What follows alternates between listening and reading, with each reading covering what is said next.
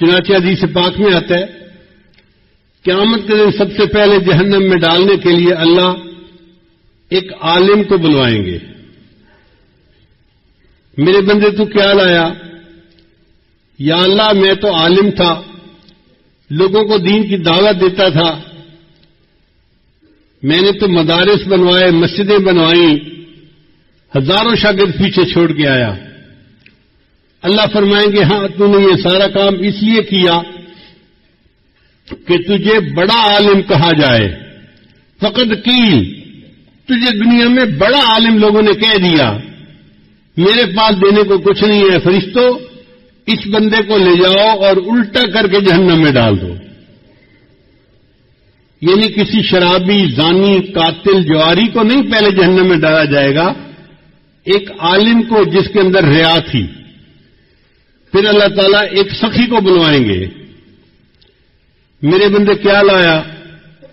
اللہ مجھے آپ نے دنیا میں بہت رزق دیا تھا، مال دیا تھا، میں غریبوں پہ خرچ کرتا تھا، میں نے مسافر خانے بنوائے، میں نے کئی غریب بچیوں کی شادی اور رخصتی کے اندر ان کے ماں باپ کی مدد کی، تو میں نے تو بڑے خیر کے کام کیے.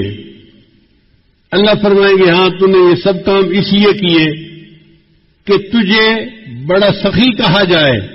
لوگوں نے سخی کہہ دیا، لہذا اب میرے پاس دینے کو کچھ نہیں، فرشتوں لے جاؤ اس کو بھی اوندا کر کے جہنم میں ڈال دو.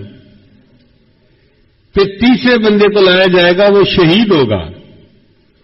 میرے بندے کیا لائے؟ اے اللہ میں نے تو آپ کے دین کی سربلندی کے لیے اپنی جان بھی قربان کر دی.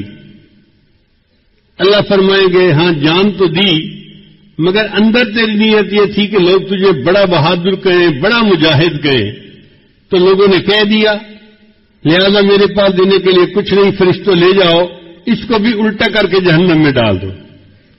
اب آپ سوچئے کہ جب اتنے علم کے باوجود بندہ جہنم میں جا رہا ہے، اتنی سخاوت کے باوجود، شہادت جیسے عمل کے باوجود بندہ جہنم میں جا رہا ہے، اس کا مطلب یہ کہ انسان جو اعمال کرتا ہے ان کے اوپر بھروسہ نہ کرے. اللہ کو کون سا عمل پسند آئے یہ اللہ کو معلوم ہے.